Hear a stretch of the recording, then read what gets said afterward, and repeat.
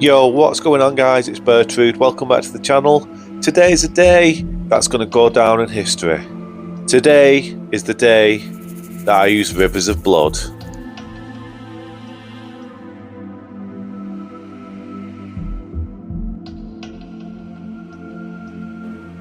So this is a level 168 build. We've got 60 Vigour, 50 Dex, and then we've got 60 Arcane. Pretty straightforward in terms of the stats for this build.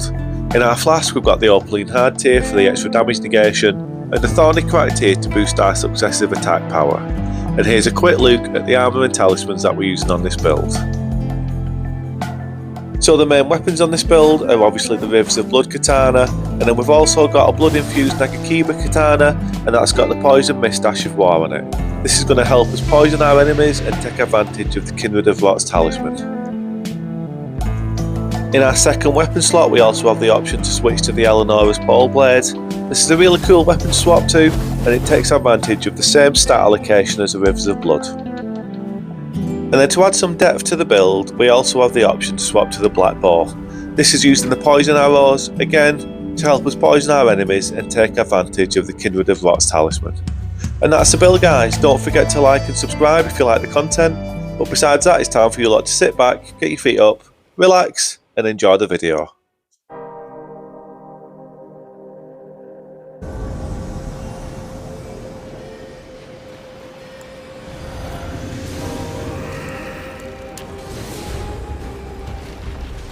Welcome back to the channel guys, I hope you're all having an awesome day. So yeah, Rivers of Blood Katana. It's well overdue me trying out this weapon, and in the history of the game it's been down as quite a controversial weapon from the start, but I can honestly say that I don't feel bad about using it on this build one bit. It's made for a really exciting build, a really cool playstyle, and honestly it doesn't feel half as overpowered as it once maybe did. I'm going to talk about it in a bit more detail a bit later. But yeah, honestly at the moment, I'm really enjoying this build.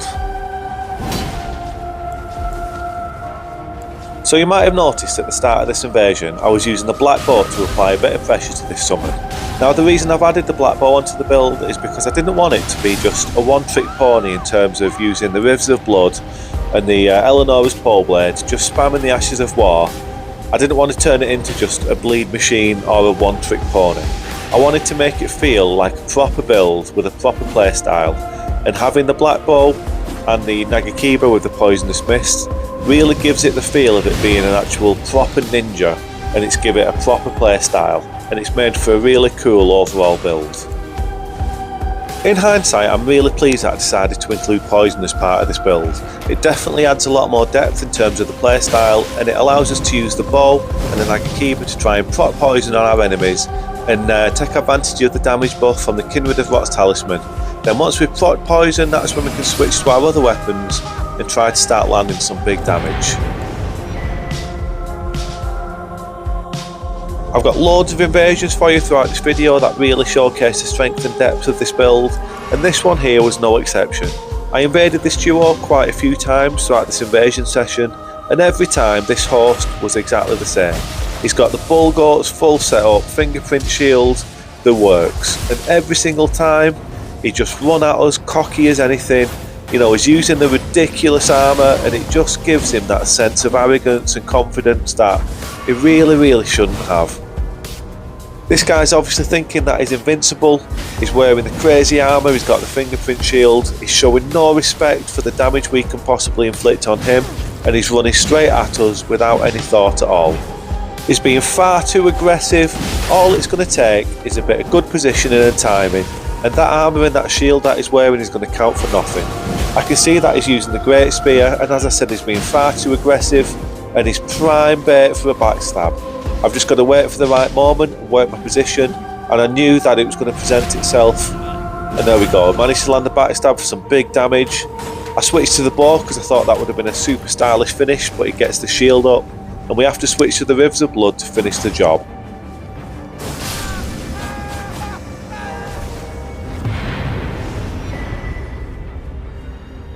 I'm so pleased that I decided to include a Black Bow as part of this build. I've never used a bow before in terms of having it as a prime part of the kit, something that I can really use to engage with and inflict a good bit of damage with. I've seen people using bows before and I always thought that it looked super fun, but I've never had the confidence to actually use it. But on this build I thought it was a prime opportunity to give it a go. It's a ninja build and I thought it really suited the theme and the playstyle, plus having the poison aspect of the build really does complement it as well. I think on some of these invasions, when I'm using the bow, you can definitely tell that I'm still a novice when it comes to bow combat. So if anyone's got any tips for me, make sure you leave them in the comments and I'll be sure to try and improve in the future. But yeah, I'm just really enjoying it, and I think on some of the invasions we actually do quite well. I was really pleased with this invasion. Our opponent here was using the two big hammers, quite slow weapons, and it was a good matchup for us to use the bow, get a bit of practicing and get some good damage down with those poison arrows. You've also got to remember that we are using the Kindred of Rot's talisman on this build, so using the poisonous arrows with the bow just goes really well in terms of the damage output and the overall playstyle of the build. This was a bit of a weird invasion. I spawned in and I thought I'd missed it. I thought the host had already gone into the boss fight and the summon was just waiting to enter himself. But the host is actually behind us, so I was quite pleased because I thought I'd missed the opportunity for a good fight. But no, we've pulled it back and we've got a good 2-on-1 going. I'm just focusing on the summon at this point, trying to inflict poison, also trying to avoid his inevitable huge damage with that hammer, but we managed to take him out with a big blood proc. I thought maybe the host was going to run into the boss fight there and just frog wall us, but fair play to him, he comes back to finish the fight. The host has been quite aggressive, he comes at us with the moon rail, but I know it's just a case of landing a few attacks on him. It doesn't look like he's got the biggest defences, so I knew that I just needed to keep up a bit of pressure and we'd get the win.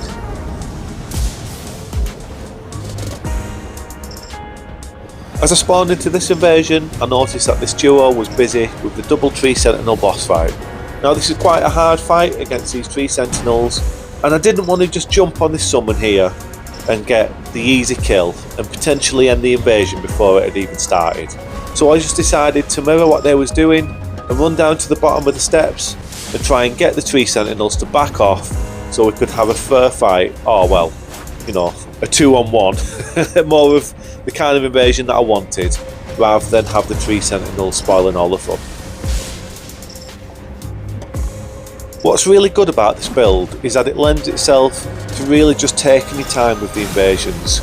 There's no rush in terms of having to just get in there and do some big damage and get a flurry of attacks off to try and get a kill early on. It really is just a matter of biding your time and waiting for those opportunities to strike. If you can duck and weave and get in and out and land a few attacks, you know that you're not far away from getting a big blood proc and potentially taking someone out that way. As I said, there's no need to rush in. You know that this build is capable of putting out some big damage. It's just a matter of when and how. As you can see here, I'm kind of harassing this summon, but I'm not just blindly running in. I'm looking for my moments to attack, and when I need to back off, that's exactly what I'm doing. You may have noticed that I've made a sneaky switch to the Eleonora's pole blade, and I spot a perfect chance to land the Ash of War to finish the job on the summon. That's such a cool weapon, and it's really nice to have it in our kit, on the fly to swap to in the heat of battle. It's such a cool Ash of War, and it's such a stylish way to finish a fight. We get a huge chunk of damage on the host, and to be honest he's already dead at this point, but we switch to the pole blade to get a super stylish finish and end this invasion in style. Eleonora's pole blade can be quite an interesting weapon. I think twin blades in general are really fun to use and quite a strong weapon class, and Eleonora's pole blade is no exception. It's got the high bleed build up and it really does take advantage of the stats that we're using on this build, so it was a no-brainer to include it. But as I said, it's quite an interesting one, especially when it comes to the Ash of War. The Ash of War isn't that easy to land. It's got quite a strange trajectory on it when you actually launch it. It kind of flings you off into a bit of a funny direction. It's not a case of just looking at that oh, by the way, look at the summon there. Level your vigour, son. But yeah, it's not a case of just spamming the weapon out and it's a guaranteed kill. The Ash of War kind of sends you in a weird direction, and the more you use the weapon you realise that you do really have to pick your moments when to use it if you want to land it successfully. It's not a case of just spamming it and you're guaranteed to kill. You really do have to think about it. But it's such a super stylish Ash of War that when you do land it, it does a hell of a lot of damage, and they're often lucky to survive if you hit them in the full force of it. This horse is doing quite a good job in this invasion. We managed to take his summon out really early. He had absolutely pitiful vigour, as you saw. We took him out with one hit. But the horse has definitely levelled his vigour, and he's doing well up to now. You saw there we went for a heavy attack with Eleonora's pole blade. Again, it's a really stylish heavy attack. It just looks so cool. But it's a bit of a funny weapon all round. For it being such a cool looking heavy attack, it has no forward momentum, so it's really difficult to land. As you saw there, we managed to kill the horse with the Ash of War. When you do manage to land it on someone, it just feels so goddamn satisfying. So let's just take a minute to talk about Rivers of Blood. For a long time now, it's had this reputation as being the OP cringe weapon of Elden Ring, but to be honest, having used it myself and having fought against it plenty over the last few months, at the minute within the current climate of the game, I really don't think it feels that bad. You've really got to think what you're actually comparing it to in terms of some of the other weapon options that people are currently using. When you've got the likes of G9, who is currently running around with his blood grease infused claws that are literally two-shotting every single person that stands in his way, Rivers of Blood all of a sudden doesn't seem too bad. And that's no disrespect to G9, I obviously respect the hell out of G9, but I'm just saying that there's other weapon options out there currently that are absolutely melting everyone. And as I said, having fought against the Rivers of Blood plenty over the last few months, I feel like it's quite an easy weapon to avoid. You know what's coming with it. The Ash of War, as long as you don't get too close, it's not too bad to handle.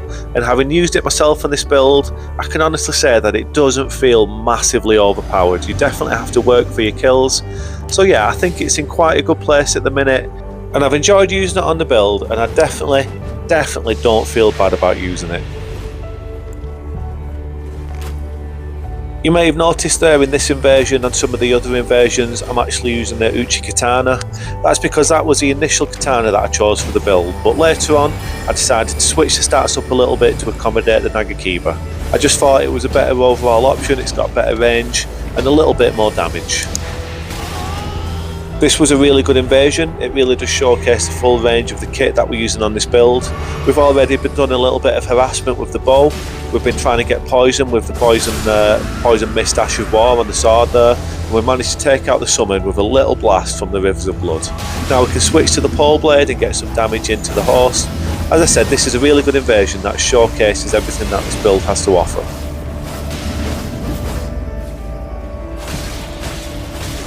Once I manage to take out one or two summons in an invasion with this build, that's always a good time to switch to the bow. It obviously performs best in a one-on-one situation, so I look to take out the summons, and then when it's a one-on-one between me and the horse, that's when I can really start having some fun with the bow. I really like using it on the build, as I mentioned earlier. I'm so pleased I actually did include it. It's such a fun weapon to use, and I'm actually considering making a dedicated bow build in the future, but that's one for another time, and I definitely need to improve my skills with the bow before I go ahead and do that. It was a good job I managed to kill the horse there when I did, because I had no idea but he'd actually managed to summon back in his friend. So if I didn't manage to kill him there, the summon would obviously have just jumped on me from behind, taking advantage of the fact that I didn't realise he was there and maybe killed me. But look at this invasion, guys. I've spawned in and these three are stood outside of Fogwall ready to go into the boss, and I create an absolute bloodbath. Look at the state of this. What an absolute ideal situation there to switch to the pole blade and create absolute chaos. Oh, I bet they just had the shock of their lives. I can only apologise, boys. Again, we're spawned outside of Fogwall. We can't let them just go in for free. We whip out the Rivers of Blood there and let it do what it does best. Kill people. Oh, what a couple of mad invasions. And there you go, a bit of a teabag from me and the summon for the host.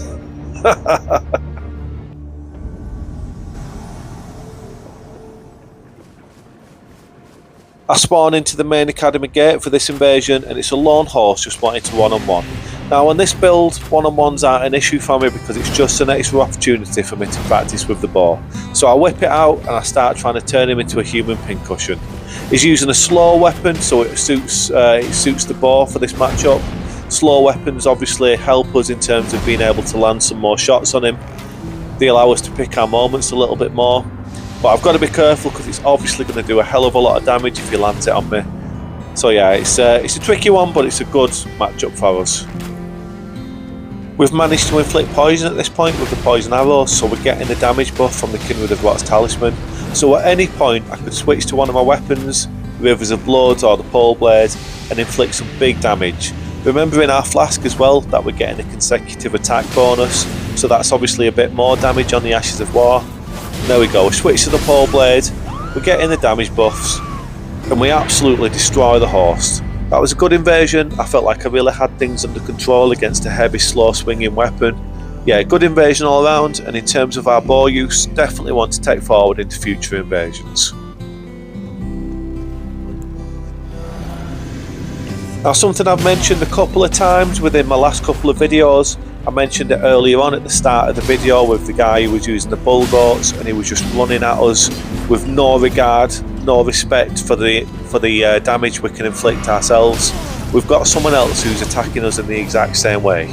This guy, the host here, he's got the full veteran setup, he's using double Rivers of Blood, he's obviously got a very nasty build, but that's giving him confidence that he really shouldn't have, and he's just attacking us with no regard for his own safety. We took his summon out with one shot, absolutely pitiful Vigour yet again. Invest in your Vigour, Sunshine. One shot, that's not good at level 168. But the host there, no respect, no regard for his own health, for his own safety. He came at us too cocky, a bit of good spacing, a bit of good positioning, and we managed to take him out easy peasy. Now, as a complete contrast to the last invasion, I spawned in at first step again, and I actually invaded these two quite a few times previously to this invasion, and on all occasions I got absolutely destroyed. These two were two really good players, but they were really cool. They just wanted to do one-on-ones, and on this occasion I was well down for that. As I said earlier, I was really enjoying one-on-ones with this particular build. It allowed me to get some practice in with the bow, and like I said, these two absolutely destroyed me in our previous meetings. So I was really eager to prove myself and get a good win against these two. I knew that this guy was after a parry on me. In our previous engagement, he actually managed to get a parry and kill me. So I knew that's what he was going to go for. So I was mixing my timings up, making sure that I didn't land the parry. And there we go, I was able to kill the summon. Now I had to focus in and do the host as well, so I could get some revenge for my previous losses. I'm getting some really good work done with the pole blade. I look to switch to the Rivers of Blood to finish the job, but it hits me for some huge damage. It's gone right down to the wire. We're both really low health, but I just managed to finish him off. I was really pleased with this invasion. As I said, these two were two good players, and I really wanted to get that win to get my payback for my previous losses. I managed to do that, so yeah, I was really pleased with that win. I've really been enjoying invading at level 168 lately. I've mentioned this quite a few times, but it's such a good level range. It's very active, and you really do get invasions all over the map. If you've been tracking the invasion locations throughout this video, you'll have noticed that we really do get them all over the map. It's not limited to a certain area. 168, you get people doing playthrough +1s, and yeah, it just opens the whole map up for invasions. I really can't recommend it enough. We managed to kill the summon there with a bit of help from the PvE. Now I can focus on the horse in a one-on-one. And you know what that means, guys? It's time for a bit more bow action.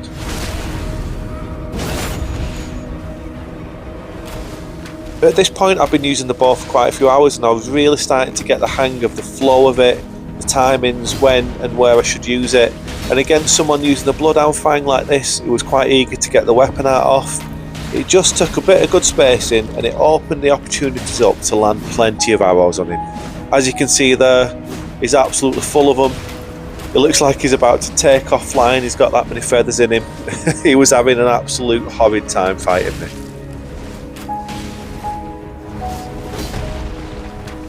I Got a little bit too greedy there and I eat a bit of damage, but I just need to back up, heal myself up, and then focus on getting this invasion done. I switch to my weapons at this point to try and take out the horse, and I get really unlucky here not to actually kill him with the Ash of War and the pole blade. He manages to back up and heal up, but the invasion's pretty much done and dusted at this point. I have things well under control, and it's just a case of keeping up the pressure and it's going to be a done deal. Eleonora's pole blade delivering the goods for us yet again. I really do love this weapon, guys. Twin blades in general are an awesome weapon type, so much fun to use. Really strong option, and having one like the Eleonora's pole blade to use in this build, it just works a dream.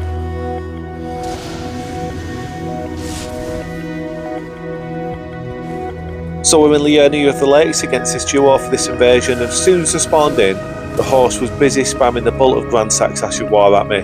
He was really eager to land it, so I just had to back off and give myself a little bit of space and just keep an eye out for that, because I knew that one would be coming my way every other second. As long as I kept my eyes open and I had my wits about me, it's easy enough to handle and avoid. I've just got to watch out for it. Focus on taking out the summon, and then the horse will be no problem to deal with. But as this invasion plays out, guys, and comes to its closure, I've got to say this is the last one of the video. I've had an absolute blast using this build. Rivers of Blood, it was one of the weapons that I always said I wouldn't use, but I'm so glad that I finally have. It's actually a really fun weapon, and the playstyle that it's created for me on this build, I really do feel like a ninja, and it's been a hell of a lot of fun. Can I ask, guys, if you like the videos, if you like the content and you're not subscribed, maybe consider subscribing. We're edging closer to 1,000 subs, so everyone is really appreciated. Anyway, guys, look after yourselves, look after each other, enjoy the rest of your day, whatever you're doing. Take it easy, and I'll see you all next time.